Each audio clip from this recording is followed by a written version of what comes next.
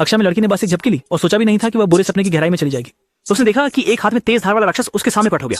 लड़की पल भर में डर से सन्न रह गई और पूरी कोशिश से कक्षा से भागने की कोशिश की, लेकिन जैसे ही वो दरवाजे से बाहर निकली वो फिर से उसी जगह पर लौट आई। इस अतियथार्थवादी दृश्य ने उसके भाई को चरम पर पहुंचा दिया। जैसे ही स्टील की छुरी गिरी, लड़की अचानक जाग गई। उसने अपने चारों ओर सहपाठियों की अजीब नजरों को देखा और लंबी सांस ली, यह सोचकर कि यह सिर्फ एक बुरा सपना था। लेकिन जब उसकी नजर किताब पर पड़ी तो कुछ कटे हुए बाल वहीं पड़े थे। क्षण भर में एक गहरी भय की भावना उसके दिल में समा गई, क्योंकि उसे एहसास हुआ कि जो उसने अभी अनुभव किया वह शायद सच में हुआ हो।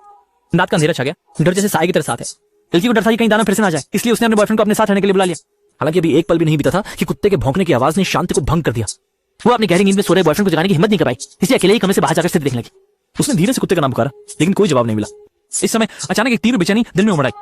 वह धीरे धीरे आंगन से बाहर निकली। सामने का दृश्य देखकर वह सिहर उठी। उसने देखा कि कुत्ता खून के तालाब में पड़ा था और वह राक्षस थोड़ी दूरी पर खड़ा था। लड़की डर के मारे घर के अंदर भागी, पर अजीब बात यह थी कि शैतान फिर से उसके सामने आ गया। जैसे ही दानव ने उसकी ओर अपना हाथ बढ़ाया, लड़की फिर से जाग गई। अपने बगल में सो रहे बॉयफ्रेंड को देखकर लड़की अब उतनी डरी हुई नहीं थी, इसलिए वह उठकर चेहरा धोने चली गई। लेकिन जैसे ही वह अपनी तनी हुई नसों को आराम देकर सोने की तैयारी कर रही थी, बॉयफ्रेंड ने अचानक उसका नाम पुकारा, उसे जगाने की कोशिश करते हुए।